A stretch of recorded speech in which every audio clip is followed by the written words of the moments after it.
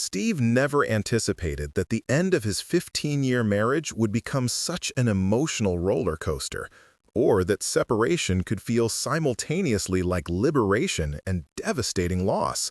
At 45, he was discovering that the aftermath of infidelity rarely follows a straight line from betrayal to resolution, and that the human heart's capacity for contradiction can make the hardest decisions feel impossible. The crisis began a few months ago when Steve discovered that his 44-year-old wife, Linda, had been having an affair. This wasn't a momentary lapse in judgment or a single mistake. It was a comprehensive betrayal that had developed over time, consisting of thousands of text messages, dating activities, and ultimately becoming a full sexual relationship with another man.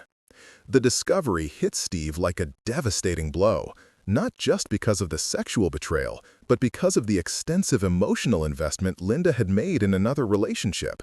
The thousands of texts suggested months of daily communication, shared intimacies, and the building of a parallel life that had gradually replaced their marriage as her primary emotional focus.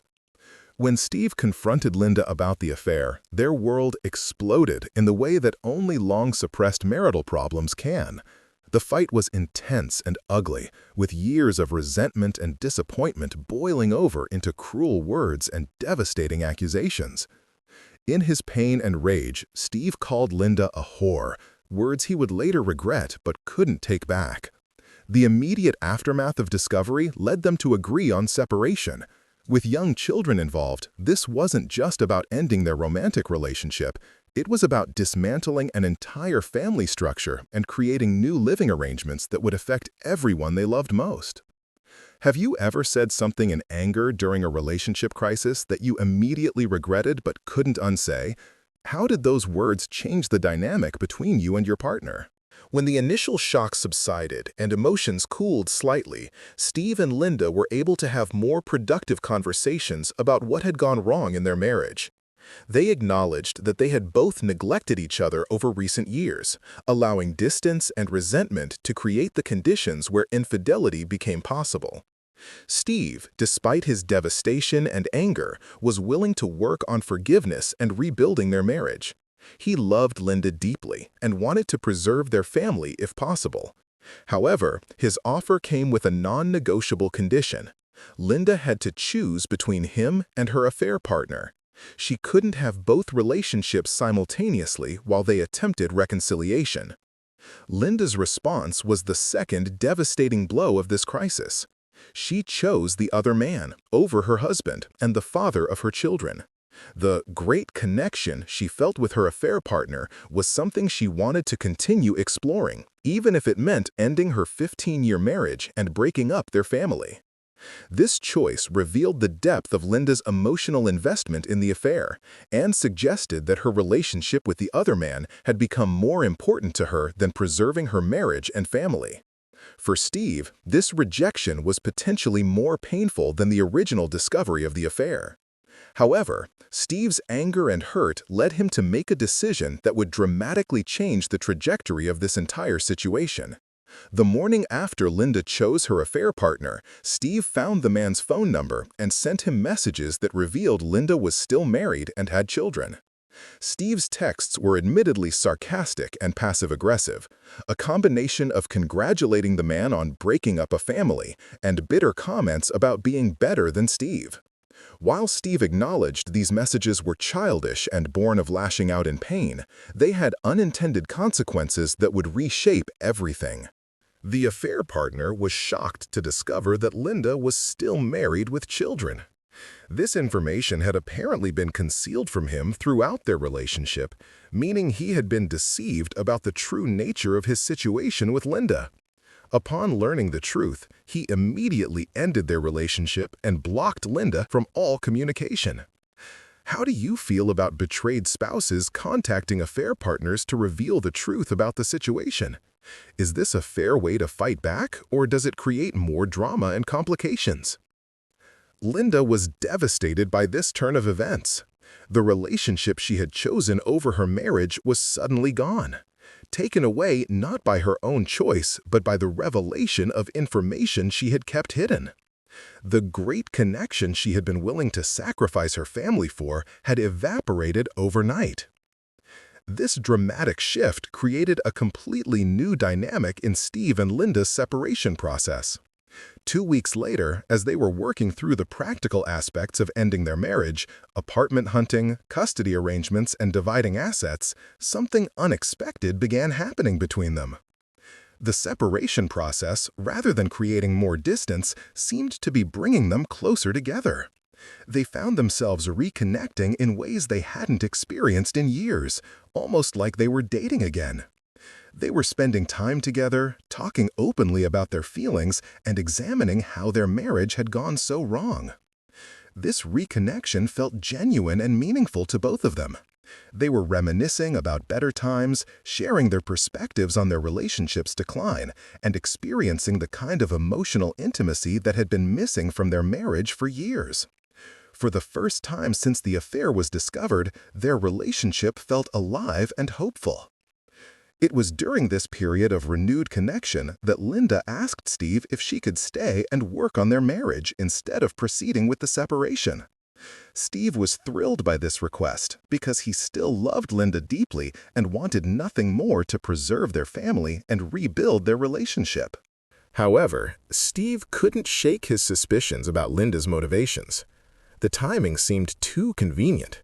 She had only wanted to reconcile after her affair partner had rejected her and disappeared from her life. Was Linda asking to stay because she genuinely wanted to rebuild their marriage, or simply because her preferred option was no longer available? Despite these concerns, Steve agreed to try reconciliation. They had a wonderful week together, and for the first time in months, their future looked hopeful. The rekindling of their connection felt real and meaningful, suggesting that their marriage might actually be salvageable with effort from both partners. But then, Steve discovered information that shattered his newfound optimism and trust.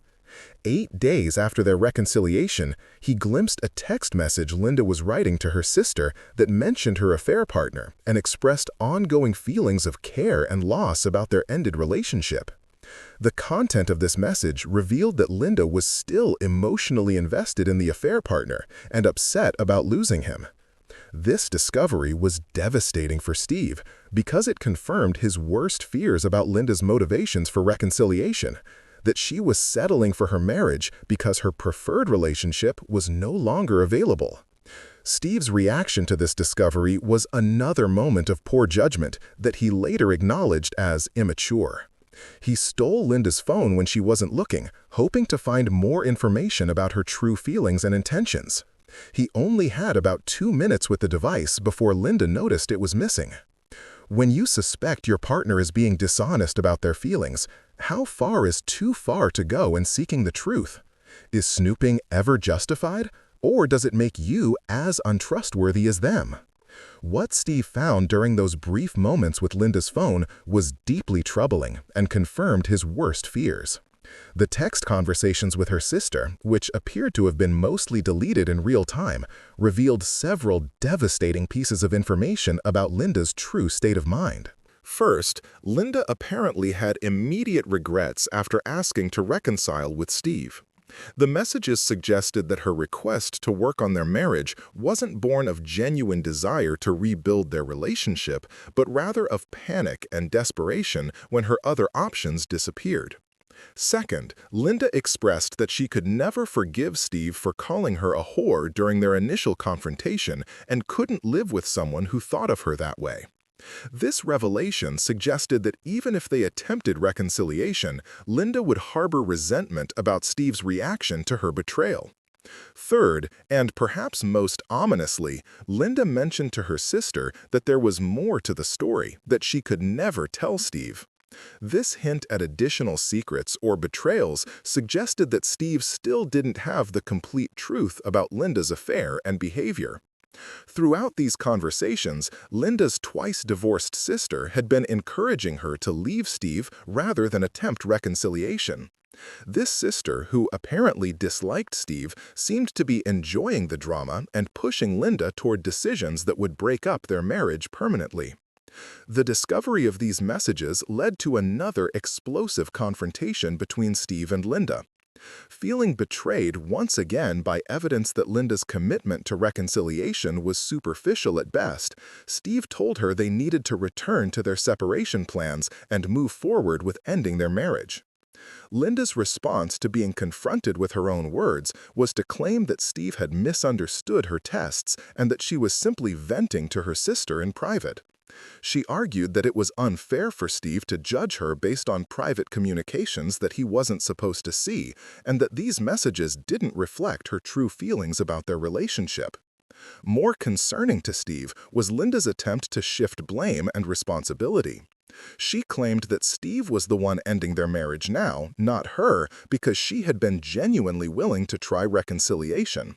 This framing made Steve the villain for not trusting her after discovering evidence of her continued attachment to her affair partner. Steve recognized this as potential gaslighting, an attempt to make him doubt his own perceptions and judgment about what he had clearly seen in Linda's messages. She had written specific words expressing regret about reconciliation and ongoing feelings for her affair partner, yet she was now claiming those words didn't mean what they appeared to mean.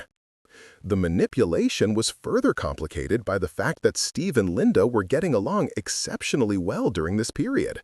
Despite the underlying tensions and unresolved issues, their day-to-day interactions were better than they had been in years. They were functioning well as co-parents, enjoying each other's company and experiencing genuine moments of connection and intimacy. This positive dynamic created enormous confusion for Steve. How could their relationship feel so good and healthy when the foundation was built on lies, manipulation, and unresolved betrayal? Was this genuine improvement worth risking future heartbreak, or was it an illusion created by the temporary nature of their situation? Is it possible for a relationship to be genuinely good in the moment while still being fundamentally unhealthy? How do you distinguish between real improvement and temporary dynamics that won't last? Steve wondered if they were experiencing some kind of reverse honeymoon phase, where the intensity of their crisis had created artificial intimacy and connection that wouldn't survive normal life stresses. The heightened emotions and shared trauma might have been creating feelings of closeness that weren't based on actual compatibility or resolved issues. The practical aspects of their situation also created complications. Linda still saw her affair partner occasionally through work connections, which meant he remained a presence in her life, even though he had blocked her personally. Steve worried about what might happen if this man unblocked Linda in the future and reached out for any reason. Linda claimed she wouldn't care if her affair partner contacted her again, but Steve couldn't trust these assurances given her recent messages to her sister expressing ongoing care and loss about their ended relationship. How could she claim indifference to someone she had recently described as causing her significant emotional pain when their relationship ended? Adding to Steve's frustration was Linda's apparent belief that his reactions to her affair, calling her a whore, contacting her affair partner, and snooping on her phone, were equally wrong and deserving of forgiveness as her betrayal of their marriage. She seemed to view herself as a victim of Steve's angry reactions rather than as someone who had created the crisis through her choices. While Steve acknowledged that his behavior had been wrong and immature, he felt his actions were understandable responses to devastating betrayal. Linda's attempt to create moral equivalence between his reactions and her affair felt like another manipulation designed to avoid taking full responsibility for her choices. The question of forgiveness and accountability became central to Steve's internal struggle. Could he forgive Linda's affair if she continued to minimize its impact and avoid taking full responsibility?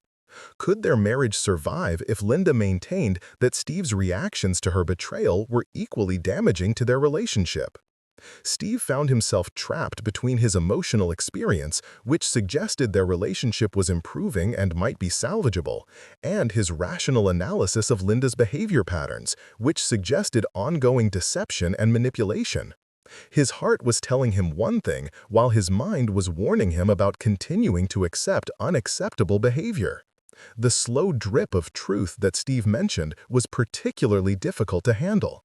Each revelation about Linda's true feelings or hidden aspects of her affair created new wounds just as he was beginning to heal from previous ones. This pattern made it impossible for Steve to know whether he had finally learned everything or whether more devastating revelations awaited him. Professional counselors often warn about the dangers of attempting reconciliation when full disclosure hasn't occurred.